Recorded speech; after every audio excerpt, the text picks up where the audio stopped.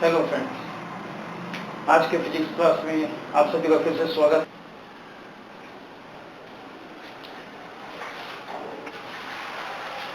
है।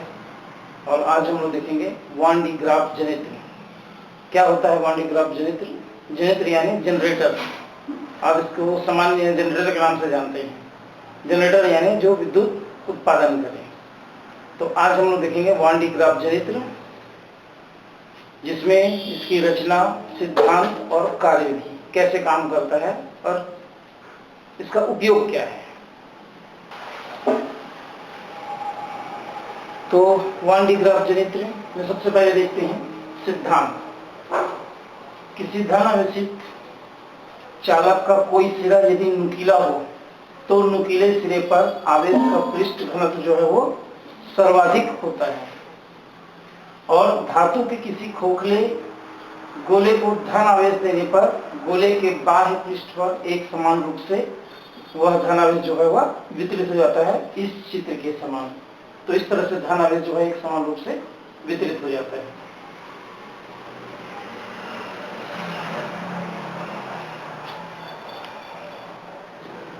यहां पर सिद्धांत के पहले पॉइंट को देखते हैं कि यदि कोई चालक है, इस तरह से कोई चालक बना लेंगे। अब इसको जैसे ही हम लोग आवेश देंगे, ये आवेश एक समान रूप से इसके चारों तरफ वितरित हो जाता है। इस चित्र से स्पष्ट हो रहा होगा, जैसे ही आवेश देते हैं तो एक समान रूप से वितरित होता है, लेकिन जहां नुकीला भाग है वहां पर धन आवेश जो है वो ज्यादा एकत्रित होते हैं। मतलब यहाँ पर पृष्ठ घनत्व सर्वाधिक होता है, और पृष्ठ घनत्व सर्वाधिक होने का कारण है इसकी जो त्रिज्या है, ये त्रिज्या जो है वह कम होती है, और जहाँ त्रिज्या कम होती है वहां पर पृष्ठ आवेश जो है वह सर्वाधिक होता है। जहाँ पर त्रिज्या अधिक होती है वहां पर पृष्ठ आवेश का घनत्व जो है वह कम होता है। फॉर्मूले से समझ सकते हैं, पृष्ठ आवेश को हम लोग सिग्मा से विभाजित करते हैं, और सिग्मा व्युत्क्रमानुपाती होता है त्रिज्या का। जहां त्रिज्या कम होगी वहां पर पृष्ठ आवेश अधिक होगा, जहां पर त्रिज्या अधिक होगी वहां पर पृष्ठ आवेश कम होगा। सिद्धांत के बाद आते हैं इसकी रचना पर। तो सबसे पहले यहाँ पर धातु का एक 5 मीटर व्यास का एक बड़ा गोला ले लेते हैं, जिसे हम X से प्रदर्शित करते हैं, जो कि दो विद्युत रोधी स्तंभ होते हैं P1 और P2, जिन पर ये गोला जो है वह टिका होता है। इनके बीच में दो घिरनी लेते हैं, एक B1 और B2। ये दोनों घिरनियां जो होती है, जिस पर एक रेशम या रबर का एक बेल्ट लगा होता है, इन घिरनियों को घुमाने के लिए। अब इस B2 घिरनी को घुमाने के लिए यहाँ पर बाहर में एक विद्युत मोटर लगा देते हैं, जिसके द्वारा ये इस घिरनी को घुमाता है। अब ये घिरनी जब घूमती है तो इस बेल्ट के थ्रू वह दूसरी घिरनी B1 भी घूमने लगती है। इस तरफ इस पहले स्तंभ P1 पर घिरनी के पास ही एक हम लोग कंघी कहते हैं, इसको फुहार कंघी कहते हैं। तो ये C1 फुहार कंघी है, जिसको हम लोग यहाँ लगा देते हैं, और इस कंघी का संबंध उच्च तनाव की एक बैटरी के धन ध्रुव से जोड़ दिया जाता है। एक दूसरे कंघी का उपयोग करते हैं जिसे C2 कहते हैं, इसके संग्राहक कंघी कहते हैं। ये संग्राहक कंघी जो है, इसका संबंध इस S गोले के साथ यहां पर संपर्कित होता है। अब इसमें जो धन आवेश है, इसकी अधिकता होने के कारण इसका विभवांतर बहुत अधिक बढ़ जाता है। इसे एक लोहे के गोल बॉक्स के साथ बंद कर देते हैं, ताकि इसका जो आवेशों का क्षरण है वह रोका जा सके। तो इस तरह से इसे गोले के साथ बंद कर देते हैं। तो ये हो गया बनावट। अब आइए देखते हैं इसकी कार्यविधि क्या है।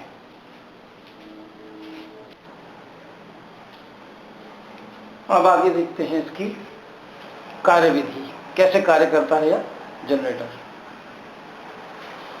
यहां पर देखते हैं कि जब इस विद्युत मोटर के द्वारा इस पहले घूर्णी B2 को हम लोग घुमाना शुरू करते हैं, तो जिसकी वजह से इस बेल्ट के माध्यम से ये दूसरी घिरनी पे घूमने लगती है। यहाँ जो कंघी C1 है, जिसका संबंध उच्च तनाव की बैटरी के धन ध्रुव से जुड़ा हुआ है, तो जैसे ही इसमें धारा प्रवाहित होने लगती है, आवेश इसमें चलना प्रारंभ करता है, तो C1 चूंकि ये नुकीले भाग है और नुकीले भाग पर पृष्ठ आवेश घनत्व जो है वो सर्वाधिक होता है, तो यहाँ पर जो धन आवेश जो निकलेगा, तो इसके बीच की जो वायु है, वहां पर वायु के साथ वो क्या करते हैं, उसको आयनित करना शुरू करते हैं, जहां पर उसमें प्रतिकर्षण उत्पन्न होता है। प्रतिकर्षण के कारण ये जो धन आवेश है इस पट्टे की तरफ चलने लगते हैं। ये जो बेल्ट लगा हुआ है इस बेल्ट की तरफ जाते हैं, और बेल्ट चूंकि घूम रहा है इसलिए धन आवेश भी बेल्ट के साथ में उसी की गति की दिशा में ऊपर चढ़ने लगते हैं, घिरनी B1 की तरफ आने लगते हैं। जैसे ही B1 के पास पहुंचते हैं, उसके नजदीक में दूसरा संग्राहक कंघी C2 लगी हुई है, जो कि इन धन आवेश को इस कंघी पर जो धन आवेश और ऋण आवेश दोनों उपस्थित है, तो यहाँ पर इस कंघी पर धन आवेश जो है वह इस कंघी के माध्यम से इस बाह्य पृष्ठ के चारों तरफ एक समान रूप से वितरित हो जाता है।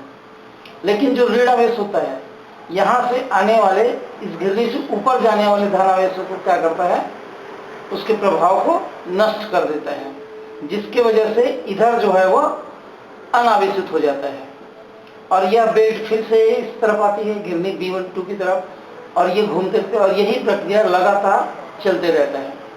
जो जितना भी आवेश इसमें बढ़ते जाता है उस घिरनी के लगातार चलने के कारण, और इसी प्रकार समस्त धन आवेश इस पृष्ठ के बाह्य पृष्ठ पर लगातार इस तरह से बढ़ते जाता है। तो पृष्ठ पर लगातार चलने के कारण धन आवेश की मात्रा जो है वह बढ़ते जाती है, और इस तरह से इसका आवेश जो है वो बहुत अधिक हो जाता है। तो इसके क्षरण को रोकने के लिए इसे धातु के एक विद्युतरोधी बॉक्स के द्वारा उसको बंद कर दिया जाता है, ताकि क्षरण जो है वो ना हो सके। और इसमें एक विसर्जन नलिका D होती है, जिसके माध्यम से जो आवेश है वो एक्स्ट्रा जो आवेश है वो पृथ्वी में चले जाते हैं, यानी अर्थिंग के साथ उसको जोड़ देते हैं। और यही प्रक्रिया बार बार चलने के कारण इसका आवेश जो है इतना अधिक हो जाता है, यानी विभवांतर इतना अधिक बढ़ जाता है, लगभग 10 लाख वोल्ट के करीब विभवांतर इसका बढ़ जाता है। तो इस तरह 10 लाख या 10 लाख से अधिक विभवांतर के लिए हम इस जनरेटर या जनित्र का उपयोग करते हैं। तो उपयोग में कह सकते हैं 10 लाख से अधिक जहां पर हमको विभवांतर चाहिए, वहां पर इस जनरेटर का उपयोग कर सकते हैं। न्यूट्रॉन, प्रोटॉन, अल्फा कणों आदि कणों को त्वरित करने के लिए इस जनरेटर का उपयोग किया जा सकता है। नाभिकीय विखंडन के लिए इनसे जो आने वाली जो गति है आवेश वो बहुत अधिक होती है, जिसके द्वारा विखंडन की क्रिया के लिए भी हम इसमें नाभिकीय विखंडन की क्रिया में इसको काम में ले सकते हैं। तो इस तरह से ये जनरेटर की कार्यविधि हो गई। उपयोग भी हम लोग जान गए हैं कि बहुत अधिक विभवांतर के लिए इस जनरेटर का उपयोग करते हैं, लगभग 10 लाख वोल्ट से अधिक के लिए। न्यूट्रॉन, प्रोटॉन, अल्फा कणों आदि को त्वरित करने के लिए इसका उपयोग करते हैं। अब इसकी जो हानि है, हानि के रूप में सिर्फ ये है कि इसका आकार बहुत अधिक होने के कारण इसको कहीं भी ले जाना बहुत मुश्किल होता है। ये इसके हानि के रूप में है। तो इस तरह से आज हमने देखा वान डी ग्राफ जनित्र। अगले क्लास में फिर मिलते हैं, तब तक के लिए धन्यवाद।